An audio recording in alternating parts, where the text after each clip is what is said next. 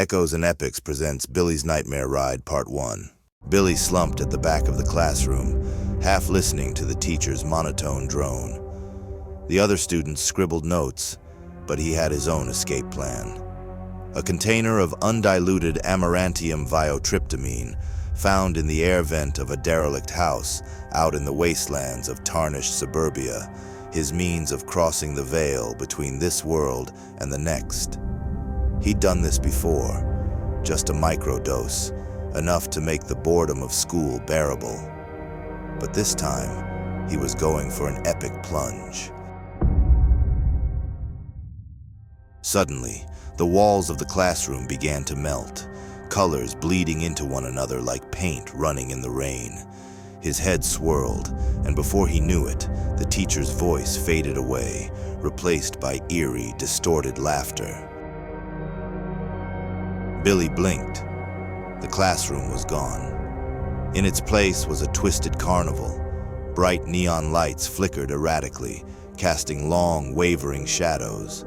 Cartoons danced wildly around him, their eyes too large, their smiles too wide. He was strapped into a roller coaster, a skeleton dressed in a clown suit pulling the lever that sent him hurtling through a spiraling track of horror. "Welcome, Billy," a voice screeched from behind. He turned to see a grotesque figure floating beside him, a dark parody of a spirit guide. Its skin was translucent, veins and muscle twitching beneath the surface. "We're going on a ride through your mind. Hold tight." The coaster plunged into a nightmarish tunnel, and Billy's heart pounded in time with the erratic beats of a demonic carnival tune. Every twist and turn brought new horrors. Distorted versions of his friends flashed by, their faces twisted in agony, mouths sewn shut.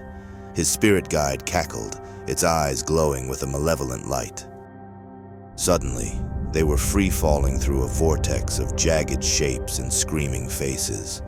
The ride never seemed to end, the highs and lows a torturous thrill that he couldn't escape.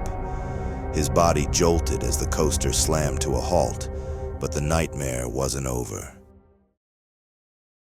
"You wanted out of that boring classroom, didn't you?" the spirit guide hissed. "Now you're free to stay here forever." Billy's breath hitched as he realized he wasn't waking up. The world around him began to close in, the colors darkening into inky blackness. The laughter of the cartoons grew louder, shriller, until it was all he could hear. He wasn't in the classroom anymore. He wasn't sure if he'd ever get back.